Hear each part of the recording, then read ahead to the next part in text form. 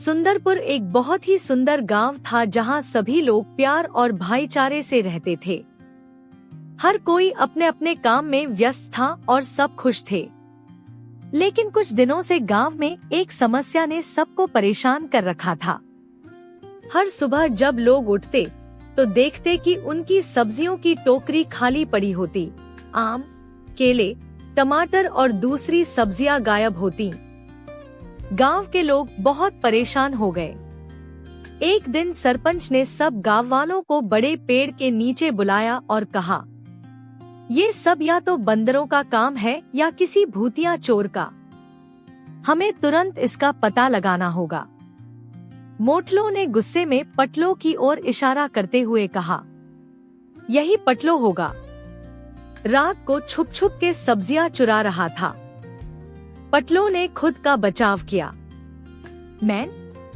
चुप रहो, मैं तो अपनी मूंगफली खा रहा था। सब लोग हंस पड़े, लेकिन समस्या जस की तस बनी रही। तभी अचानक भूतनाथ चाचा, जो गांव के सबसे समझदार बुजुर्ग थे, मुस्कुराते हुए आए और बोले, अरे दोस्तों, घबराने की जरूरत नहीं है। ताकत से नहीं, दिमाग से काम लेना चाहिए। मेरे पास एक चालाक योजना है। आओ, एक जाल बिछाते हैं और देखते हैं असली चोर कौन है।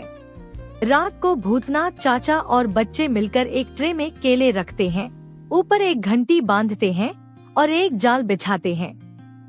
थोड़ी देर बाद घंटी की आवाज आती है, टिंग टिंग टिंग।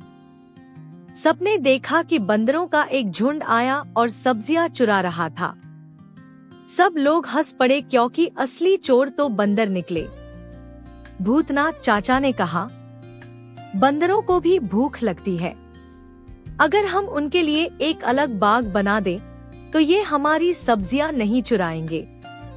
अगली सुबह गांव वालों ने मिलकर बंदरों के लिए एक बाग बनाया जिसमें आम, केले और छोटी छोटी सब्जियां लगाईं। अब बंदर खुशी खुशी वहां जाते और गांव की सब्जियों को हाथ नहीं लगाते। गांव वालों ने भूतनाथ चाचा का धन्यवाद किया और तालियां बजाते हुए कहा, भूतनाथ चाचा जिंदाबाद। और इस तरह गांव में फिर से खुशी और शांति लौट आई।